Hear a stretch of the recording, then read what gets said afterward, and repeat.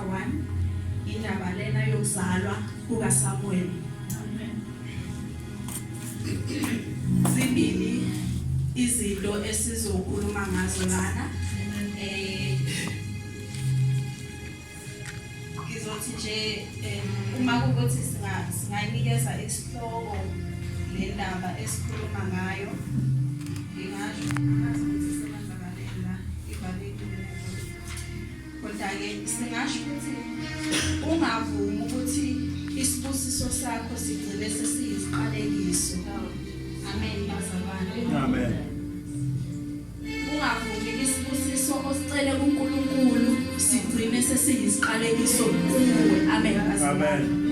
Number 2, sizothi asikhulekela umoya oyingcwele ukuthi usikhombise lapho ibandla elilimele khona.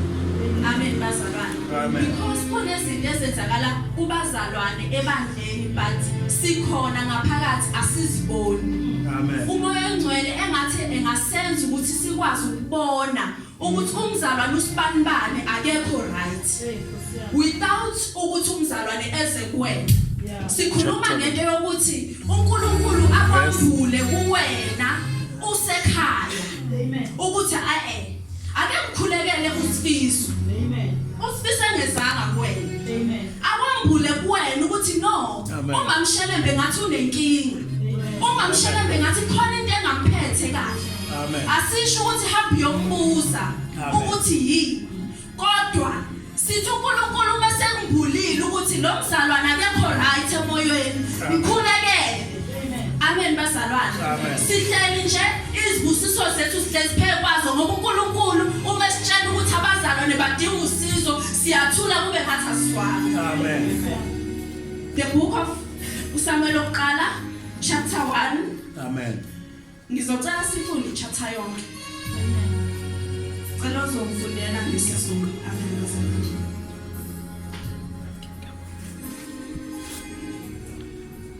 Ukuzalwa kukaSamuel, verse number 1. Kwakukhona umuntu waseRadayimi Sofimu nasezintabeni zakwa-Efrayimi ogama lakhe lingu-Elkana indodana kaJerohamu ka-Elihu kaTholu kaSufi wakwa-Efrayimi. Wayenabafazi ababili, igama lomunye lalinguHana, igama lomunye lalinguPenina. uPenina wayenabantwana kepha uHana wayengenabantwana. Lowo muntu wenyuka emzini wakhe iminyaka ngeminyaka ukukhonza nokuhlabela uJehova Sebawothi eShilo. Kwakukhona lapho amadodana amabili kaEli, uHofini noFinehase, bengabapristi bakaJehova. Kwathi ngosuku Elkana ahlaba ngalo, wanika uPenina umkakhe nawo onke amadodana akhe namadodakazi akhe izabelo. Kepha wanika uHana isabelo siphindwa kabili. Ngokuba wayemthanda uHana, kepha uJehova wayesivalile isizalo sakhe. Isitha sakhe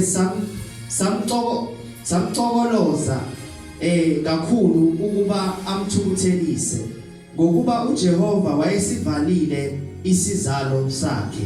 Kwathi ukuba uElkana enze njalo iminyaka ngeminyaka, lapho enyukela endlini kaJehova wamcokoloza kanjalo, ngalokho wakhala akadlanga lutho. Wayesethi uElkana umyeni wakhe kuye, "Hana, ukhalelani na? Awudli ngani? Inhliziyo yakho idabukeleni na?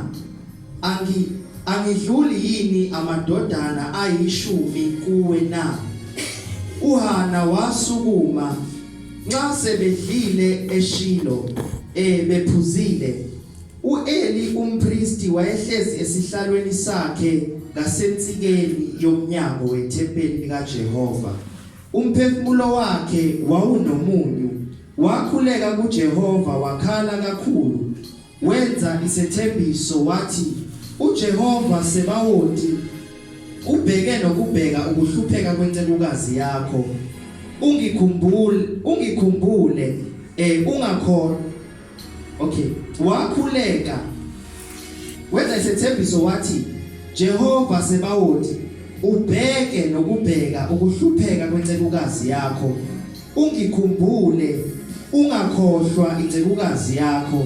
Unike incekukazi yakho umntwana wesilisa bese ngimnika uJehova zonke izinsuku zokuhamba kwakhe, kungathinti impuco ekhanda lakhe. Kwathi esaqhubeka ukukhuleka phambi kaJehova, uEli waqaphela umlomo wakhe. uHana wakhuluma enhlizweni yakhe, kwabikizela izindebe zakhe zomlomo kuphela, kepha izwi lakhe lalingezwakali. Ngalokho uEli wacabanga ukuthi udakiwe. uEli wathi kuye, uyakudakwa kuze kube nini na? Susa iwayini lakho kuwe. uHana waphendula wathi, hayi Nkosi, ngingowesifazane ohluphekileyo. Angiphuzanga iwayini naphuzo olunamandla, kepha bengithulula umphefumulo wami phambi kukaJehova. Siyabonga uNkulunkulu wethu ongcwele. Siyabonga dwala lensindiso yethu. Baba wethu namandla onke izwi lakho. Khulumisana lenhliziyo yethu moya ongcwele. Vula indlebe yethu Nkosi yokuthula. Ngegama lika Jesu Kristu waseNazaretha. Yebo Nkosi Jesu sihlangene ukuzolalela ukukhuluma kwakho. Moya ongcwele siyazi ukuthi wena isixazululo Baba wethu ongcwele kuzo zonke inkinga esibhekene nazo. Khuluma ke moya ongcwele ngomntwana wakho ngezwi lakho uNkulunkulu wethu ophilayo ngegama lika Jesu Kristu waseNazaretha. Amen. Ngicela ukuthi sifunde yonke i-chapter ukuze sizofundisana ukuthi ihamba kanjani la yokuzalwa kukaSamuel. So lana ngithe bazalwane sizothi ngicela ukuthi isibusiso sami singagcini sesiyisiqalekiso kumina. Why are we saying that? Uma sithola lana ukuthi uzalo kaSamuel, uSamuel akafikanga njengabo bonke abantwana. uSamuel wakhulekelwa ecelwa kuNkulunkulu. Yes, abantwana bayacelwa kuNkulunkulu, kodwa kwakhe kwathi ukuhluka ngoba uma wakhe wayengaphiwanga ukuthi athole abantwana.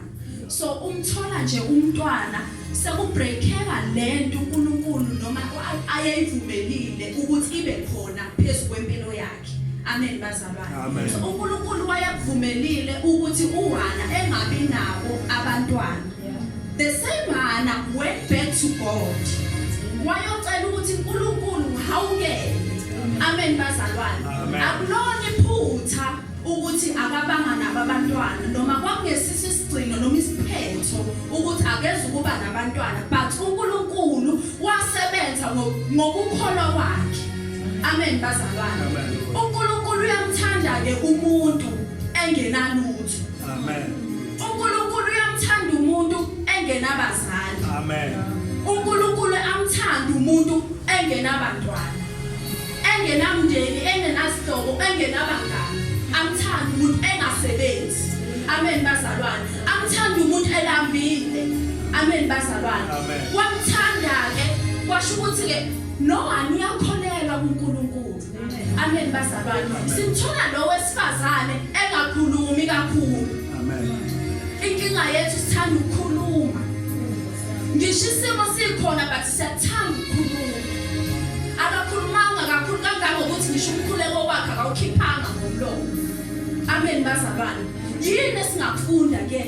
Wakhala uNkulunkulu. Wakhipha izinyembezi kuNkulunkulu. Wangabikela abantu ukuthi mina ngihluphekile. Amen. Amen bazalwane. uNkulunkulu wamhawukela. Wasithola isibusiso.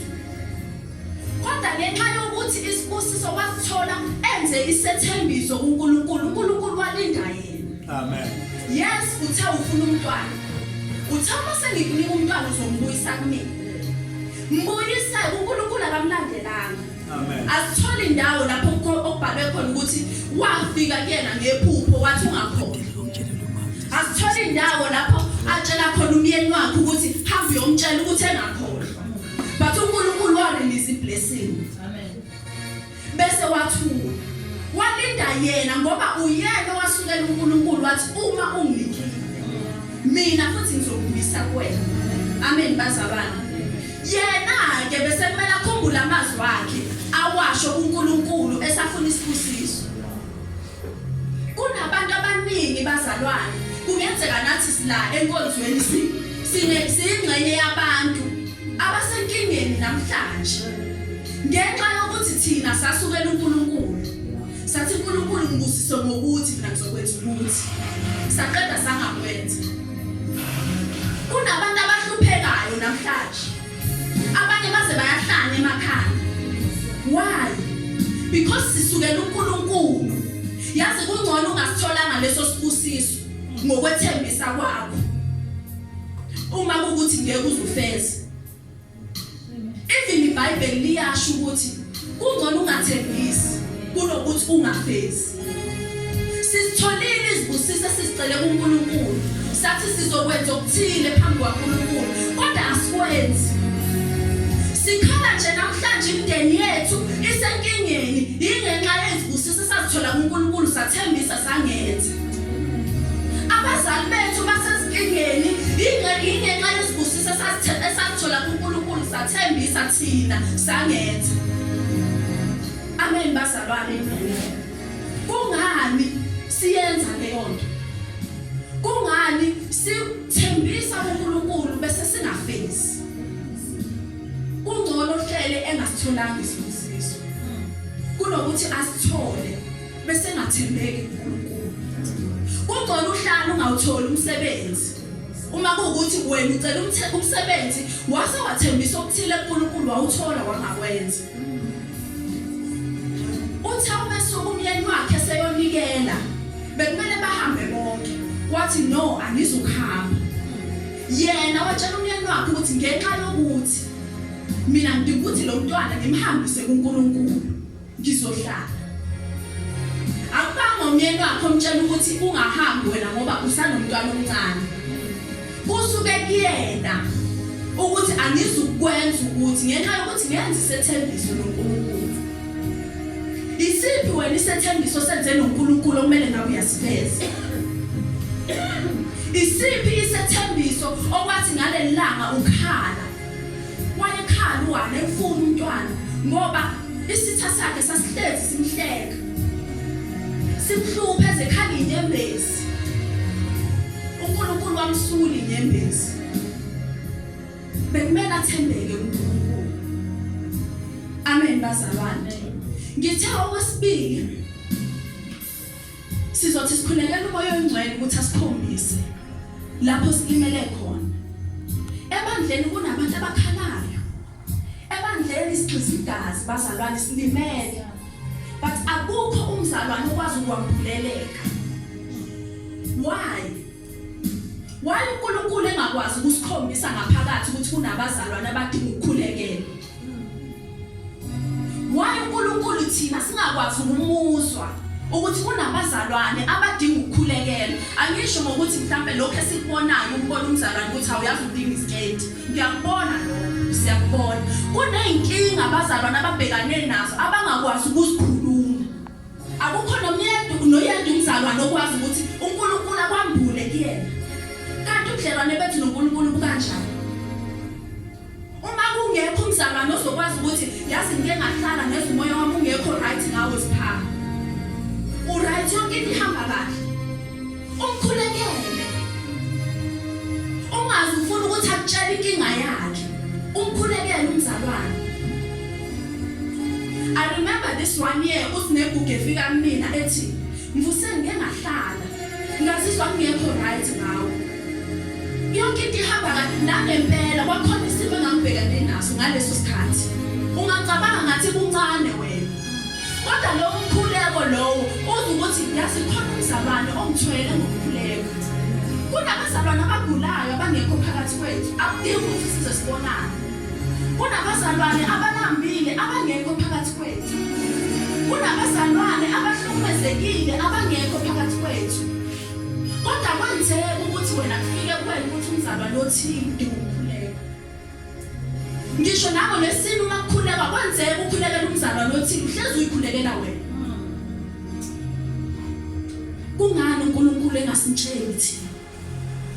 Yingani mina uNkulunkulu engakwazi ukungikhombisa ukuthi nginomzalwane odinga umkhuleko oqhamuka kumina? Ngihleli nje kufanele ngabe ngikhulekela abantu. Kungenzeka ngidinga izinto angizitholi. Yilabantu kumele ngabe bayaphila abagulayo. Yilabantu kumele ngabe bathola abantwana through umkhuleko wakhe abangabatholi. Yilabantu kumele ngabe banomsebenzi manje through umkhuleko wakhe abangenawo. Why singakwazi ukuthi uNkulunkulu asitshele thina? Why ekwazi ukubonisa abanye thina engasibonisi? Eli bazalwane isifundo singasithola kuyena wathi umembona uHana ekhuleka. Yena kuyena kwangafika ukuthi uyakhuleka wasitshela ukuthi udakiwe ngoba bebephuza behleli bekudliwa kwenziwa konke. So uma sesho ukuthi no, hayi ukuthi ngiphuzile. Ingoba umoya wami uhlulesekile. Akayishonge inkinga yakhe.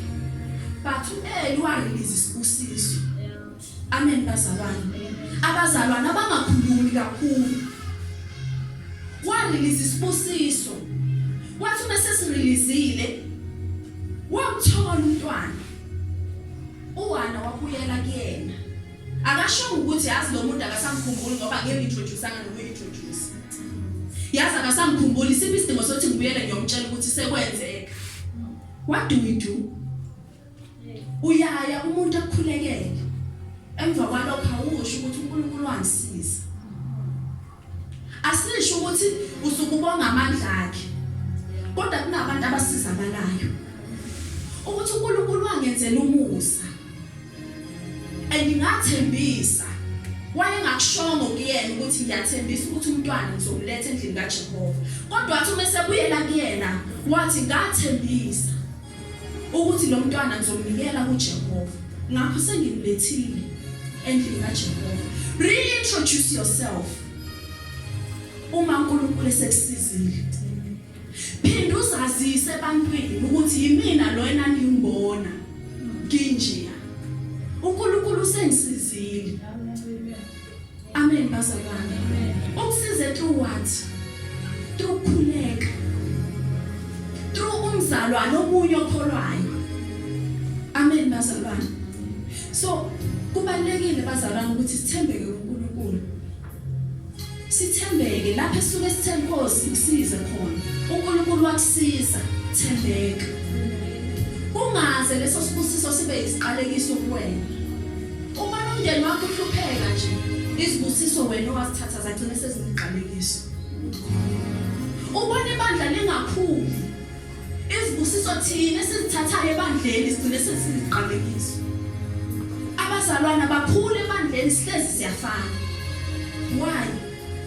Ilento esiyenza phambi kwaNkulunkulu sithembise singafezi.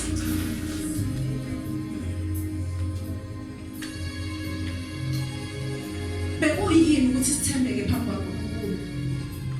Ungaceli uma kubuthi awungeke uzufeza isithembiso.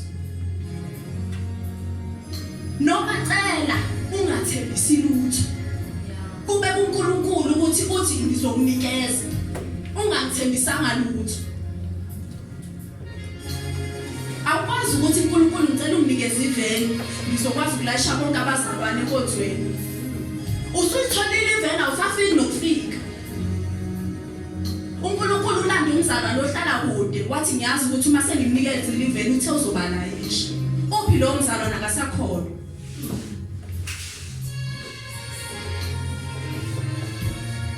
Ungacela isibusiso ngokuthembisa uma ungeke uzufeza. Sicele nje kube clean ukuthi Nkosi ngicela ungenzele ukuthi ungathembisi. Ngoba silimala nje silinyazwa amazwi olimi lwethu. Angithi thina sikholela ekutheni siyadana ngolimi lwethu. Why Nkosi ngasakulandeli lo? Angithi ngidalile ukuthi uzobuyela kuNkulunkulu. Akusenzeki ngani ngoba ukudalile. Ungaphoqwanga umuntu. ungavumeli ukuthi isibusiso sakhe esihle sigcine sesiziqalekiso kuwena. Uma ucela umsebenzi ucele. Ungawuceli ngokuthembisa uNkulunkulu ungeke uzugcine. Uma ucela ukuphasa ucele. Ungaceli ngokuthi uthembise uNkulunkulu uma ungeke uzugcine lokho. Uma ucela imali cele. Kodwa ungayiceli ngokuthi uzokhipha kweshumi ungeke uzokhipha. Ungayiceli ngokuthi uzonikela ungeke uzonikela. Icele nje kube lapho uthi uyacela. Ungasenzi sethembise sizokuhlula kuNkulunkulu. Ngoba sikhuluma ngomuntu okhohlwayo. Asikhulumi ngomuntu ozokukhohlwa esale sethi usibani noma khona umuntu engahlangana naye endaweni ethile wakukhohlisa. Kodwa ngizomshiyela kuNkulunkulu yena ozodila naye. No, sikhuluma ngomuntu ophethe impilo yakho. Onamandla okuphilisa yonke into. Bese ngesisabe yini ulaka laNkulunkulu. Bese ngeke sisabe yini okuzosehlela uma singathembeki kuNkulunkulu ngamazwi omlomo wethu. Amen bazalwane.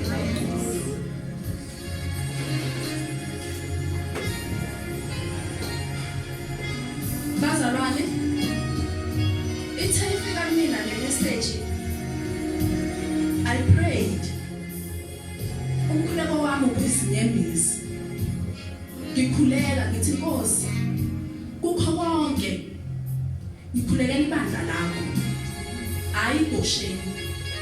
Ibandla lelo zokuyizolanda. Mhlawumbuya ngoba uNkulunkulu akabuyeli eGosheni. Kuhle ukuthi sihlangene siyiGosheni kanjena kodwa ngeke ukusize ukubambelela ekutheni khonze eGosheni uma ungahlangene noNkulunkulu. Angeke kuze kukusize ukuthi ukhonza noma ngabe yiliphi ibandla ukhonza kulona uma ungenabo ubudlelwane noNkulunkulu. Ngithama ngikhuleke ekseni kwehlisa inyembezi ngathi Nkosi ngikhulekela ibandla lakho yehlisa umoya wakho ukuthi sikwazi ukuzwa wena ukhuluma nathi ngoba siyalimala ngalento ongabuza uNkulunkulu. Komunye hayi ukuthi asimuzi uNkulunkulu siyaziba ngisho sesizwile kuba ukuthi asifuni ukwenza. Amen bazalwane. Ngiyacela bazalwane ngenkulu inhlonipho ukuthi sikhuleke sonke uma kungenzeka bese singabambani izandla. Ungasikhulekeli wena, ukhulekele ozobe seceleni kwakho. Amen bazalwane. I believe ukuthi kunamandla arilizeka ngokukhulekela umunye umuntu umzalwane because lapho awulindeli isibusiso siza kuwena. But injabulo yakhe isekuthena uNkulunkulu umsizile omunye umzalwane. I'm sure ngoba silana sonke sizikhulekelile ekseni. Akekho ongazikhulekelanga. Lona ke ola eceleni kwakho ukukhulekelana. Ungenzeka ukukhulekelela ibandla, sayikhulekelela inkonzo, iprogram yonke but awumbizanga ngegama. Bengicela abazalwane ukuthi loyo zobe seceleni kwakho ubize yena ngegama uma kuthi awumazi igama lakhe kuyenzeka sazani sonke amagama. Mbuzi igama lakho ukuze uzokwazi ukumbiza ngegama. Umkhulekele. Amen bazalwane. And bear in mind ukuthi uma ungamkhulekeli ukhona okhulekela wena. Lo khulekela wena ukhulekela ubani? Uma wena uzoma ungamkhulekeli oseceleni kwakho kodwa wena kukhona okhulekela wena. What are you saying to God? What are you saying to lo muntu oseceleni kwakho? Yena akawudeserve umkhuleko wakho. Ungawuthatheli phansi wakho umkhuleko ubaluleke kakhulu. Ungacabanga ukuthi khona abantu abanomkhuleko ongcono kunawe. Amen bazalwane. Ngizocela ukuthi sibambane uma kungenzeka senze nje